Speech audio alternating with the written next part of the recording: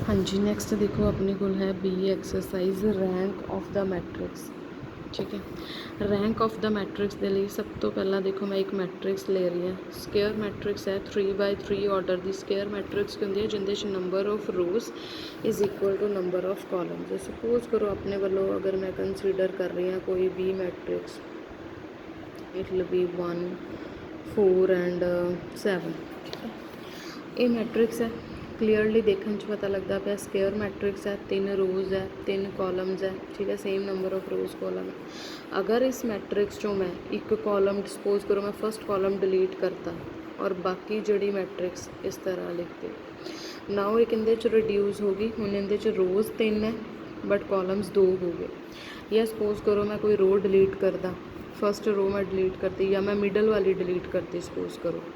Now number of rows are 2 and number of columns are 3। ठीक है, और we can say that मैं एक रो और कॉलम डिलीट करते और मेरे को बाकी आ गई। तो ये सारे की है सब matrix of a matrix A है। आ ओरिजिनल मैट्रिक्स ए है जो बड़ी वाली है, उनके विचों मैं उनकी सब मैट्रिक्स निकालियाँ। समटाइम्स मैं कोई रो डिलीट करती, समटाइम्स मैं कोई कॉलम डिलीट करता या रो कॉलम दोनों डिलीट करते। सो ये सारे की है सब मैट्रिक्स है ऑफ ए।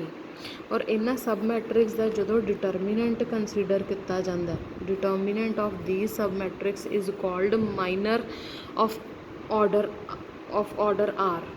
मतलब अगर कोई सपोज करो माइनर और डिटरमीनेंट तुहानू पता उनका ही फाइंड आउट होंदा जो स्केयर मैट्रिक्स होंदी है। दैट मीनस अगर मेरे को 3/3 मैट्रिक्स दी, मैं कुछ रो कॉलम डिलीट करके सब मैट्रिक्स लिख लिया होंदियां तो उनके चो जी भी स्केयर ऑर्डर वाली सब मैट्रिक्स है। हूँ इनका सपोज करो मैं डिटरमीनेंट फाइंड आउट करा 6 × 2 12 -3 × 1 3। डिटरमीनेंट फाइंड आउट करना आंदा ना 2/2 का की होंदा, 1 × 4 - 2 × 3। ये मेरे को आ गया 9। ठीक है, और एक ही है हूँ अपने को minor of order 2, minor of matrix A of order 2। ठीक है, ये अपने को माइनर की डेफिनेशन है। उस तो बाद जो मैं रैंक फाइंड आउट करना होंगे तो असी उनके लिए साढ़े कोल बहुत सारे मैथड्स उन्होंने दिते हुए हैं। समटाइम्स वो कहते हैं कि अगर तुहानू कोई मैट्रिक्स गिवन है तो जस्ट उनका डिटरमीनेंट फाइंड आउट करो। If the determinant is not equal to 0 in that case rank of the matrix is same as order of the matrix.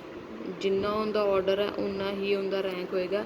If the determinant of matrix is not equal to 0, if the determinant of matrix is equal to 0 आ गया suppose करो, then उस case दे विच असीं ये लिख दें कि जिवें सपोज करो 3/3 की मैट्रिक्स है, मान लो इनका रैंक मेरे को जो है वो 0 आ गया। दैट मीनस फिर जिहड़ा अगर इनका डिटरमीनेंट 0 है तो जो इनका रैंक होएगा ना वो इन्ना तो पता है कि 3 नहीं हो सकता।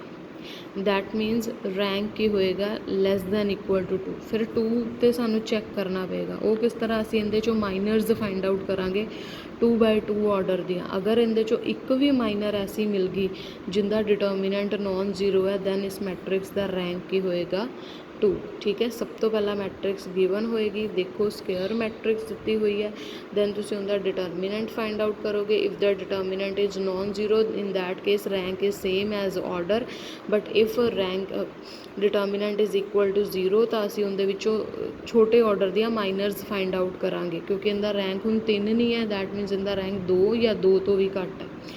2 ऑर्डर की माइनर कोई भी अगर आ जाती है जिनका डिटरमीनेंट नॉन 0 है, इन दैट केस उनका रैंक मैट्रिक्स का रैंक ही है 2। सपोज करो 2 वाली भी तुहानू कोई नहीं मिलती दैन सिंगल तो है ही है ना, सो एटलीस्ट 1 ऑर्डर तो होएगा ही होएगा। सो इस तरह असीं rank of the matrix find out करना। ठीक है, उसदे लई देखो अगर मैं इहदे विचों तुहाडे कोई एग्जाम्पल्स कंसीडर करा, सपोज करो find the rank of the following matrix. Rank तुहानू दिता मैट्रिक्स दी हुई है 2 0 -3 4 -9 एंड 8।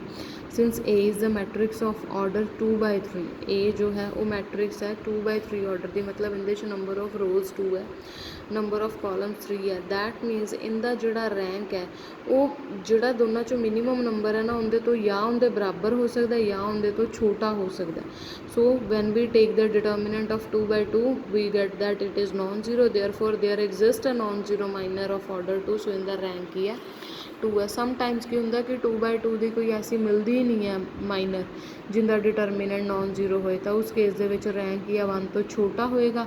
उस केस दे विच असीं एक सिंगल एलीमेंट लिए टेस्ट करांगे और अगर वो सिंगल एलीमेंट नॉन जीरो है तो वो 1 ऑर्डर होएगा उस मैट्रिक्स का। ठीक है, सो तुहानूं जिहड़े मर्जी ऑर्डर की मैट्रिक्स दित्ती जा सकती है, you will just find the determinant. If the determinant is non zero, rank is same as the order, but if the determinant is equal to zero, या कह लो कि मैट्रिक्स ही स्केयर ऑर्डर की नहीं है, 3/4 की मैट्रिक्स है, इन दैट केस इनका जोड़ा रैंक है वो 3 तो छोटा होएगा। तो इनदे विचों कोई भी तुसी अपने वालों 3/3 ऑर्डर की कोई मैट्रिक्स निकाल के उनका डिटर्मिनेंट फाइंड आउट कर लो। जे तो पहली बार च नॉन जीरो आ गया फिर तो ठीक है, रैंक 3 होएगा, बट अगर पहली बार च नॉन जीरो नहीं आया फिर अपनी चॉइस बदलो, कोई होर 3 कॉलम कंसीडर करो जिन्नी देर तक तुहानूं कोई सैटिस्फैक्टरी रिजल्ट नहीं मिल जाता। समटाइम्स पेपर दे विच कंडीशन दे देंदे आ, find the value of A for which the rank of matrix is less than और इक्वल टू 2। देखो मैट्रिक्स का ऑर्डर कितना दिता होया 3/3, इनका रैंक फिर 2 या 2 तो घट कदों होगा, दैट मीनस इनका थर्ड ऑर्डर का डिटर्मिनेंट 0 आया होना। That means since rank of A is less than 3, therefore determinant of A is equal to 0 and determinant of A equals to 0 रख के करो तो तुहाडे कोल इत्थों जो है